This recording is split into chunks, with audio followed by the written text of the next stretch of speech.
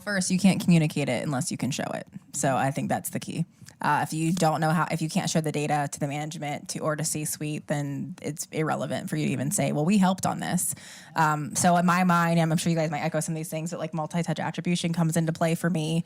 Lead life cycle is huge. So like when the salesperson closes that and it's a win for them, they're happy, they're celebrating. You can then look at that lead and in your reporting and see what touches they did along the way to get to that point. Very rarely is somebody cold calling and there's their converted lead. They're doing a lot of marketing activities along the way. So doing that reporting and showing, okay, our most common trends are this. People do 3 touch points of marketing before they get past the sales, and sales closes that loop. You have to show that in the data. And I see a lot of companies moving towards whether it's hiring experts, getting tools, whatever they have to do to show that data to make marketing's case. That's at least what I've experienced myself.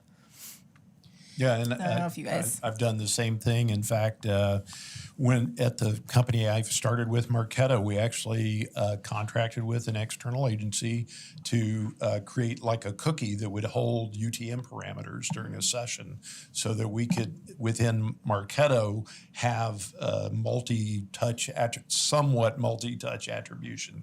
Not nearly as sophisticated as some of the off-the-shelf tools they have now, like Visible, which is absolutely awesome tool for doing that. So you can roll your own, but really it's pretty complex. Mm-hmm. And if you want to be able to do it, it's probably good to look at some of those off-the-shelf products. Mm-hmm. Did you go yet? No. That's the most important thing, is having the data to be able to back that up. A lot of times somebody comes in, they fill out a form to request a demo, a salesperson has that conversation, and then the opportunity is open. Well, then the salesperson says, no, the opportunity was open because I talked to them. Mm-hmm. But if you can go way back beyond that, and you can even see, whether it's first touch attribution and say, yes, but this person came to the website for the first time because they clicked a LinkedIn ad. You can give that credit to the marketing effort. And then if you look at some of the Forrester research that's saying that 74% of a buyer's life cycle starts before their contact information is ever known, where they've looked at different organizations, they've compared, they've done their research, and they're pretty close to making their decision by the time they even reach out to you.